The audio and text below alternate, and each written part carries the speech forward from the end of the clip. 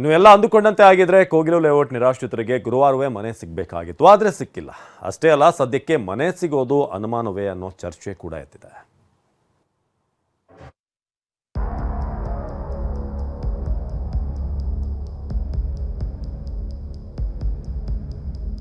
Kogilu layout ಒತ್ತುವರಿ ಸಂತ್ರಸ್ತರಿಗೆ ಮನೆ ನಿರ್ಮಿಸಿಕೊಡುವುದಕ್ಕೆ ಸರ್ಕಾರ ಸಜ್ಜಾಗಿದೆ. ಹೀಗಾಗಿಯೇ ನಿರಾಶ್ರಿತರ ದಾಖಲೆಗಳ ಮೂಲ ಕೆದಕಿದೆ.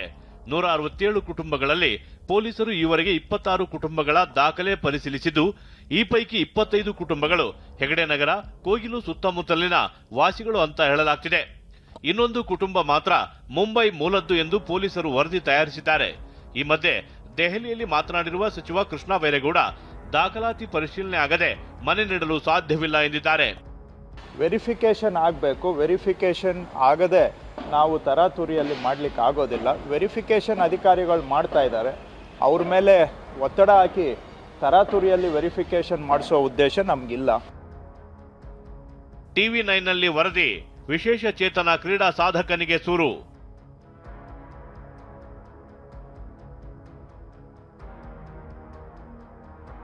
ಕೋಗಿಲು ನಿರಾಶ್ರಿತರಿಗೆ ಫಟಾಫಟ್ ಅಂತ ಮನೆ ಕೊಡಲು ಮುಂದಾಗಿರುವ ಸರ್ಕಾರ ರಾಷ್ಟ್ರ ಅಂತಾರಾಷ್ಟ್ರೀಯ ಮಟ್ಟದಲ್ಲಿ ಸಾಧನೆ ಮಾಡಿ ವಿಶೇಷ ಚೇತನ ಕ್ರೀಡಾಪಟುವಿಗೆ ಮನೆ ನೀಡದೆ ಸತಾಯಿಸಿತು. ಪ್ಯಾರಾ ಒಲಿಂಪಿಕ್ ಪಟುವಾಗಿದ್ದ ಪ್ರಸಾದ್ ಕುಟುಂಬ ರಾಜೀವ್ ಗಾಂಧಿ ವಸತಿ ನಿಗಮದ ಅಡಿ ಮನೆಗಾಗಿ ಅರ್ಜಿ ಸಲ್ಲಿಸಿ 5 ವರ್ಷ ಕಳೆದರೂ ಮನೆ ಕೊಟ್ಟಿರಲಿಲ್ಲ. ಈ ಬಗ್ಗೆ TV9 ನಿನ್ನೆ ವಿಸ್ತೃತ ವರದಿ ಪ್ರಸಾರ ಮಾಡಿತ್ತು. ವರದಿ ಪ್ರಸಾರವಾದ 12 ಗಂಟೆಯೊಳಗೆ ಪ್ರಸಾದ್ ತಂದೆ ರಾಮುಗೆ ಮನೆ ಪತ್ರ ಹಂಚಿಕೆ ಮಾಡಲಾಗಿದೆ. ಬಿದರಹಳ್ಳಿ ಎ ಬ್ಲಾಕ್ನ 601ನೇ ಸಂಖ್ಯೆ ಫ್ಲಾಟ್ ಹಂಚಿಕೆ ಮಾಡಿ ಹಕ್ಕುಪತ್ರ ವಿತರಿಸಿದ್ದಾರೆ. ಬಿ ಬ್ಲಾಕ್ ರೆಡಿ ಆಗಲಿಕ್ಕೆ ಸ್ವಲ್ಪ ಟೈಮ್ ಬೇಕಿತ್ತು. ಹಾಗಾಗಿ ಇವರು ತಮ್ಮ TV9ಗೆ ಈ ಸಂದರ್ಶನದಲ್ಲಿ ನಾನು ನೋಡಿದೆ ಈ ವಿಷಯ.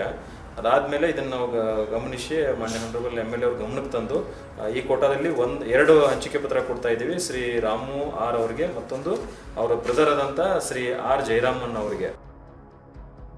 5 ವರ್ಷದಿಂದ ಮನೆ ಸಿಗದೆ ಹೈರಾಣಾಗಿದ್ದ ಪ್ರಸಾದ್ರ ಕುಟುಂಬಕ್ಕೆ TV9 ವರದಿ ಬೆನ್ನಲ್ಲೇ ಮನೆ ಮಂಜೂರಾಗಿದ್ದು, ಅವರ ಸಂತಸಕ್ಕೆ ಪಾರವೇ ಇಲ್ಲದಂತಾಗಿದೆ. TV9ಗೆ ಹೃದಯಪೂರ್ವಕವಾಗಿ ಧನ್ಯವಾದ ಅರ್ಪಿಸಿದ್ದಾರೆ. ಸೊ ಏನು ಹೇಳ್ತೀರಿ ಸರ್? TV9 ಅವರಿಗೆ ಭಾಳ ನಾನು ಹ್ಯಾಪಿನೆಸ್ ಹೇಳ್ತೀನಿ. ಒಂದು ಎರಡನೇದು, 5 ವರ್ಷ ತಿರುಗಿದ್ದೀನಿ ಸರ್ ಈ ಮನೆಗೋಸ್ಕರ. ಮನೆ ನನಗೆ ಸಿಗ್ತಾ ಇಲ್ಲ. ಇವತ್ತು 8 ಅವರ್ಸ್ನಲ್ಲಿ ನನಗೆ ಮನೆ ಸಿಕ್ಕಿದೆ. ನಾನು ಕೃತಜ್ಞತೆ TV9 ಅವರಿಗೆ ಖಂಡಿತ ಹೇಳಬೇಕು. 4 ತಿಂಗಳು ಕಳೆದರೂ ಸೂರು ಸಿಗದೆ ಪರದಾಡುತ್ತಿದೆ ನೇಕಾರ ಕುಟುಂಬ. ಹೌದು, ಕೋಗಿಲು ನಿವಾಸಿಗಳಿಗೆ ಮನೆ ನೀಡಲು ಮುಂದಾಗಿರುವ ಸರ್ಕಾರ ಬಾಗಲಕೋಟೆ ಜಿಲ್ಲೆ ಗುಳೇದಗುಡ್ಡದಲ್ಲಿರುವ ಈ ಕುಟುಂಬದ ಕಣ್ಣೀರ ಕಥೆಯನ್ನ ನೋಡಲೇಬೇಕು. ಕಳೆದ ಸೆಪ್ಟೆಂಬರ್ನಲ್ಲಿ ಚಂದ್ರಶೇಖರ್ ಅವರ ಮನೆ ಮಳೆಗೆ ಕುಸಿದು ಬಿದ್ದಿತ್ತು.